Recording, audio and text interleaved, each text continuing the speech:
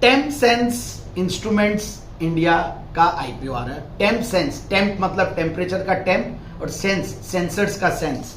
मुझे बहुत एक अच्छी चीज इस आईपीओ में ये लगी कि प्रोमोटर्स ओएफएस कर रहे हैं, मगर ओएफएस सस्ते भाव पे कर रहे हैं, सस्ते वैल्यूएशन पे कर रहे हैं और इन्वेस्टर्स के लिए अच्छा खासा टेबल पे छोड़ के जा रहे हैं। छोटा आईपीओ वैसे 650 करोड़ का इश्यू साइज है और पोस्ट इश्यू जो market cap, implied market cap इस मतलब प्राइस बैंड से तो वो 2500 करोड़ की है। बट मुझे ऐसा लगता है कि ये आईपीओ को बहुत जबरदस्त रिस्पांस मिलेगा और जबरदस्त लिस्टिंग होगी इस आईपीओ की, क्योंकि वैल्यूएशंस के लिहाज से बहुत सस्ता और कुछ काम ऐसा कर रही है इंडिया में ये कि ये एक तरीके से पायनियर है और ओनली कंपनी है कई चीजों में इंडिया के अंदर जो ये काम करती है। कुछ चीजों में अब मैं बताता हूं थोड़ा सा।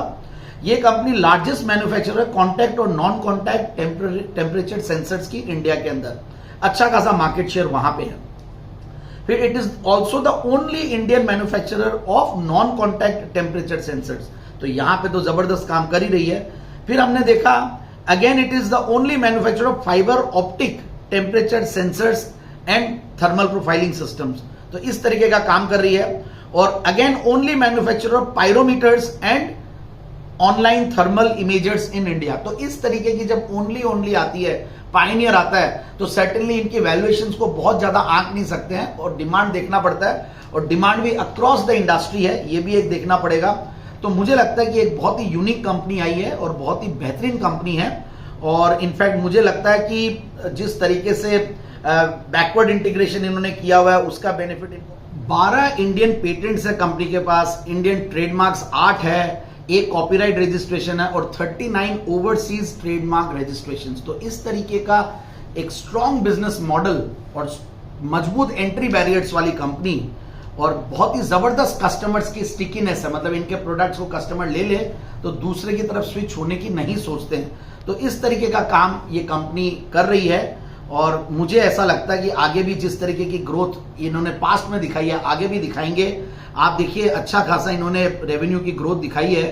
2025 से 26 के बीच में 20% की ग्रोथ है और पिछले अगर आप 2 साल की प्रॉफिट की कैगर देखें तो वो करीब 32% के लगभग है 2 साल की पैट की ग्रोथ। तो बहुत अच्छी ग्रोथ, अच्छे नंबर्स, अच्छे वैल्यूएशंस, जबरदस्त प्रोडक्ट लाइन। और कुछ तो मैं थोड़ा बहुत ये भी है कि एक प्राइड ही होती है कि राजस्थान की कंपनी है, उदयपुर बेस्ड कंपनी है। और बाकी हमने नंबर्स देखे तो नंबर्स में भी ऐसा लगता है कि महंगा नहीं है। 35 के पी मल्टीपल पे, ईबीटा 22 टाइम्स का है। फिर इन्होंने डेट्स ले रखे हैं तो बहुत छोटे डेट्स है और इनफैक्ट जो ये लोग 95 करोड़ का फ्रेश इशू है उससे ये लोग डेट्स को रिड्यूस करेंगे, 55 करोड़ का डेट रिपेमेंट कर रहे हैं। तो वो भी एक बहुत अच्छा प्लस पॉइंट है।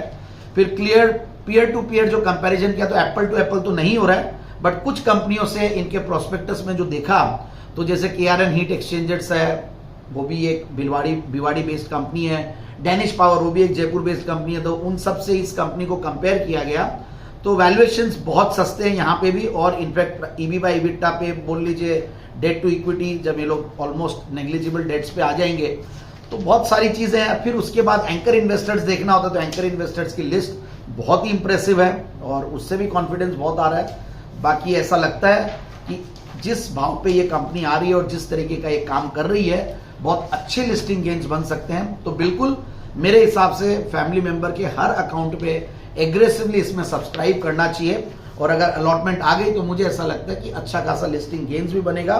जिस तरीके का इनके कॉम्पिटिटिव स्ट्रेंथ्स है, प्रोडक्ट पोर्टफोलियो है, लीडरशिप है, पायनियरिंग कंपनी है, तो ऐसे सस्ते वैल्यूएशन पे मिलती नहीं है क्योंकि मार्केट इन टाइप की कंपनियों को बहुत अच्छा वैल्यूएशन देता है। और इस बार तो एक और अच्छी चीज है कि आईपीओ मार्केट्स में पैसे बन रहे हैं। और एक और अच्छी चीज ये हुई है कि प्रोमोटर्स जो लास्ट ईयर जो प्रोमोटर्स थे, जो भी आईपीओज आए वहां पे टेबल पे कम छोड़ा गया था, मार्केट का माहौल भी खराब था, लिस्टिंग गेन्स नहीं बनते थे, बट इस बार लिस्टिंग गेन्स भी बन रहे हैं। हम देख रहे हैं रोज जो भी आईपीओज लिस्ट हो रहे हैं वहां पे पैसे बन रहे हैं। तो बिल्कुल इस आईपीओ में पैसा लगाना चाहिए और लिस्टिंग गेन्स भी एक्सपेक्ट करें, डिसेंट लिस्टिंग गेन्स। मुझे लगता है कि अच्छा खासा लिस्टिंग गेन भी होगा और मीडियम टू लॉन्ग टर्म तो पक्का इन्वेस्ट करना ही करना है। और अगर लिस्टिंग के बाद अगर कहीं भी डिप आए तो मैं बोलूंगा कि इसको खरीदना भी चाहिए, इस आईपीओ को, इस कंपनी को भी।